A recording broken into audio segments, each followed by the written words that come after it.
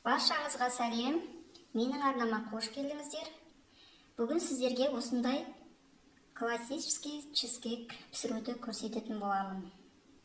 Бұл өте қолжетімді тағамдардан жасалынады және оңай, тез дайындалады. Сіздермен классический чизкейк пісіретін боламыз. Ол үшін бізге кәдімгі печенье керек. Жай печеньені үстіне сармай құйып араластырып аламыз. Сармай микроволновкадан ертіп алдым. Қыздар, маргарин болмайды, тек қана сармайдан жасау керек. 82-2%, 5% сармайды қолдансаңыз болады.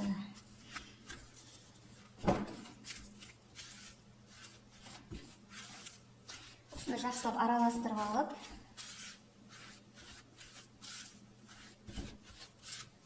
табаға қыламыз, орналастырамыз.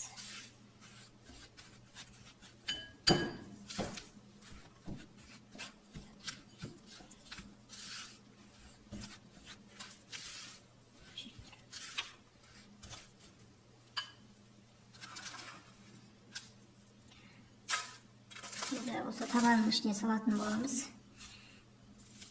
Менде табаның диаметрі 20, 18, жалпы кішірек қылып отырмын мен негізі.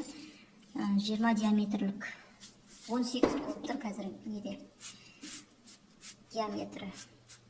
Осылай жайып бір тегіс қылып бортик жасап аламыз. Мен қыздар осындай қылып дайындап алдым, бортикін шығарып осылай. Енді біз бұны холодильникке немесе морозильникке салып қоямыз. Начинкасы дайындағанша бұл аздап қатады.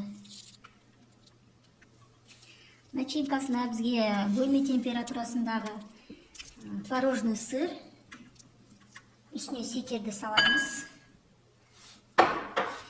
Қолмен араластырған дұрыс болады.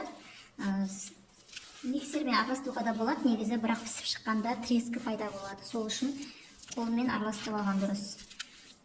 Сливки де, творожный сыр да бөлме температурасында болған дұрыс.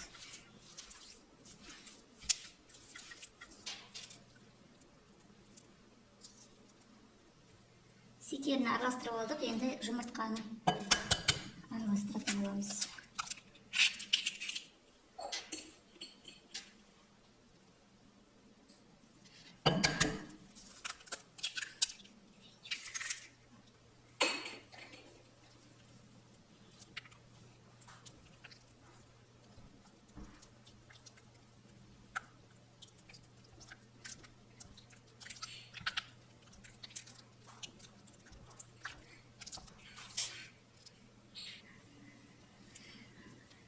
Енді үстіне сливки құятын боламыз.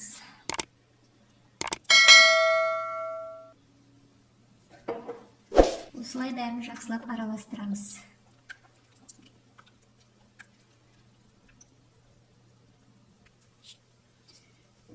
Енді мұны жартының үстіне құятын боламыз жаңағы начинкамызды.